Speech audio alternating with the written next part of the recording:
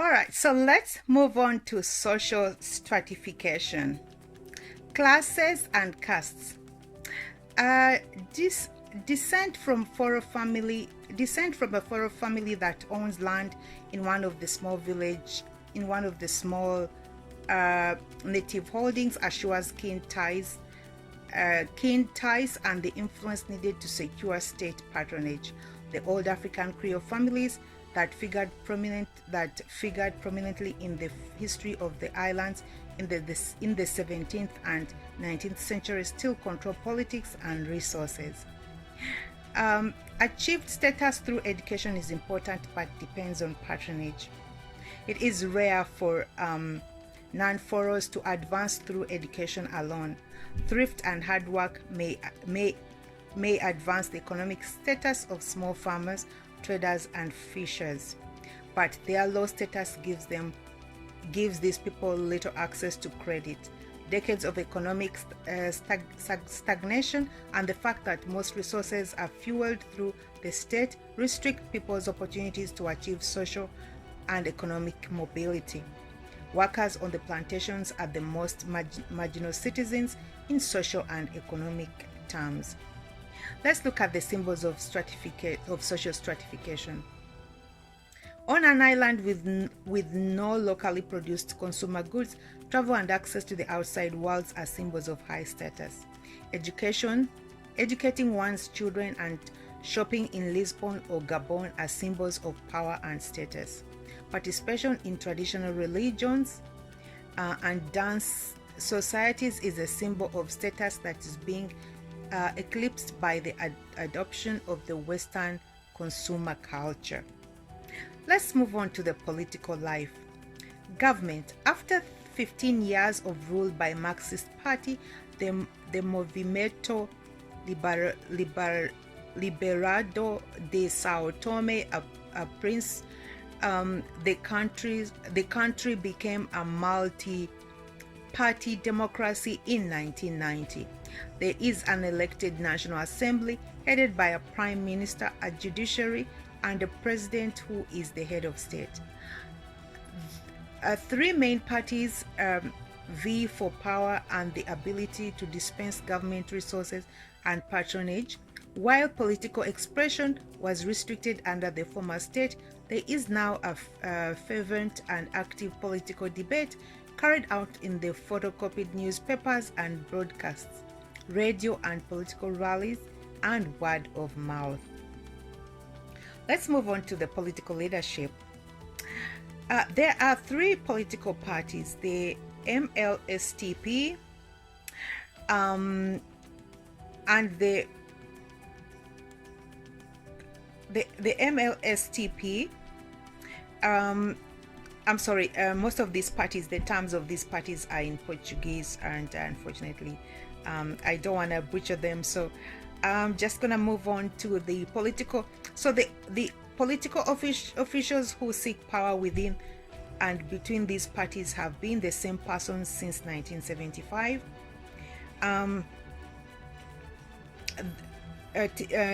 Democratization has not raised the standard of living, neither has it increased opportunities for marginalized people or reduced corruption.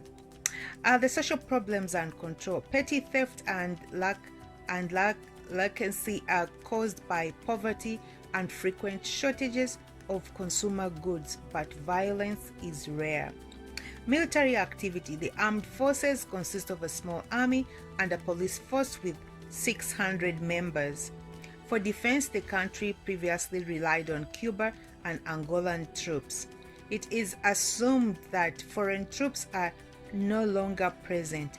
While police forces are an important institution for social control, more commonly social control is achieved through ritual and the use of spirits. Let's move on to the gender roles and statuses. Division of labor by gender. Sao Tome and Principe is a male-dominated society. Although women play important roles in all major formal and informal institutions, women have held important posts in government. For several years after independence, the President of the National Assembly and the Minister of Foreign Affairs were women. Women can manage their own business enterprises independently of their husbands and brothers. The market traders who sell produce and fish are all women, some of whom accumulate and manage large amounts of cash. In the household, women manage their money independently of their husbands. Marriage to a woman with land or other property does not give the husband access or control over those resources. A third of the households are headed by women. Let's look at marriage, family, and kinship. 3 types of conjugal union are common: the Christian monogamous marriage, the co-residential customary union, and the visiting relationship. Christian marriage is largely confined to the educated elite and has the highest social prestige. Among members of the evangelical Christian churches and the elite, formal marriage is an accepted institution. But men often maintain conjugal relationships with other women and support multiple households. Most couples live in co-residential customary reunions. Typically, women and men have several partners over the course of their adult lives and have children by different partners. In plantational households, marriages are less stable, with women maintaining visiting relations with a series of men. The visiting relations is the most common form of conjugal union for poor Foro or Tonga females. Polygamy is not accepted but has been known to occur in rural areas. In all forms of conjugal unions, the father and husband are expected to contribute to the expenses of the wife and child. Let's go to domestic unit. Women can inherit land and small freehold plots held by a family, often were registered in the name of the senior woman in the family. People reckon descent bilaterally and tend to keep the property inherited from their paternal or maternal lines distinct. Following the Portuguese custom, children take the surname of their father. Descent normally can be tracked back by 3 or 4 generations. Annual family gatherings and funerals reinforce these ties. Infant care. On average, a woman has 5 to 7 children. Great status is attached to having children regardless of their paternity. Typically, children remain with their mother until adolescence, after which time they begin to spend more time with the father's family. There is also co-parenting, of which grandparents play an important role. Children often move to be raised by a parent or relative when there is an economic crisis. Socialization. There is a universal compulsory primary education, and children have access to schools throughout the island. For people residing on Rockers or in rural Foro settlements, secondary education implies sending a child to live with relatives or as a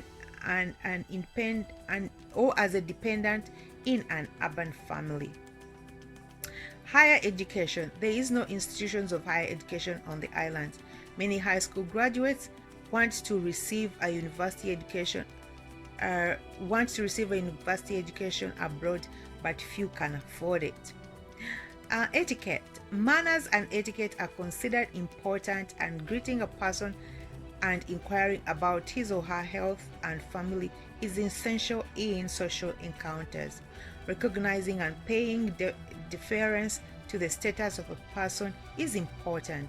Older men and women tend to be treated with great respect, particularly if they have many children and grandchildren. Entry into a person's home or garden is a privilege, and acquaintances often converse in the road or across a garden hedge rather than enter a house or a yard. We're going to move on to religion now. Religious beliefs. Over 80% of the people claim to be Roman Catholic.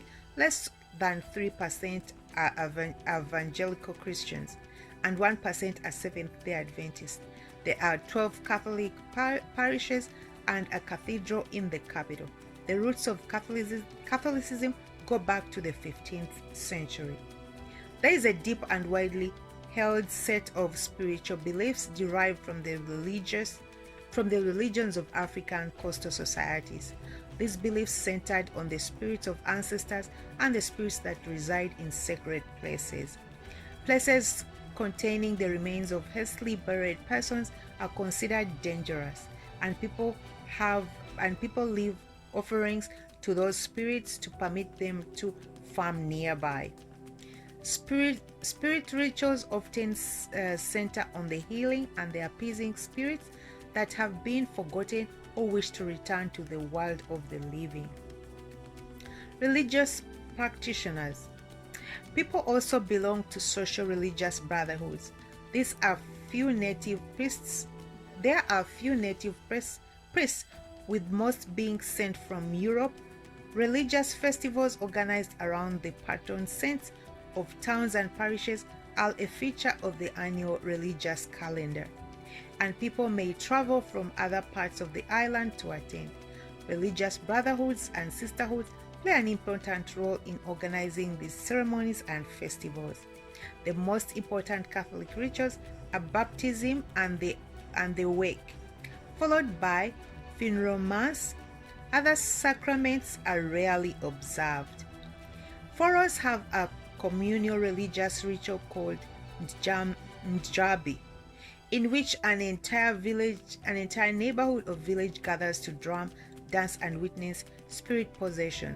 Individuals can seek out a ritual specialist to obtain protection from rivals, restore their health, or gain the attention of a potential lover. All the Rokas ritual specialists perform healing, divination, and ritual protection. Death and afterlife. Pharaohs believe that the spirits of the dead are never disconnected from the world of the living. There remains a bond that requires the living to remember and propitiate the dead. Misfortune often is attributed to the spirits of the dead and that have been forgotten or not propitiated. While a spirit can reach a person who has immigrated, illness and misfortune. While a spirit can reach a person who has immigrated, illness and misfortune, the spirit remains bound to the island and to the place where he or she died. Medicine and healthcare. There is a hospital in the capital city, smaller clinics on the large rockers or in the towns, and the health dispensaries that reach most of the population. Health facilities are inadequately staffed and there is a chronic shortage of pharmaceuticals. Over 80% of the population has access to safe drinking water. Traditional herbal healers and masseurs use a combination of herbal treatments and rituals. These practitioners diagnose diseases by the visible symptoms, feeling the body and examining the urine. Secular celebrations. Independence Day is on the 12th July, which commemorates Independence Day on the 12th July commemorates independence from Portugal in 1975. It's an official holiday and the largest celebration on the islands. The Labor Day holiday is celebrated on 1st May.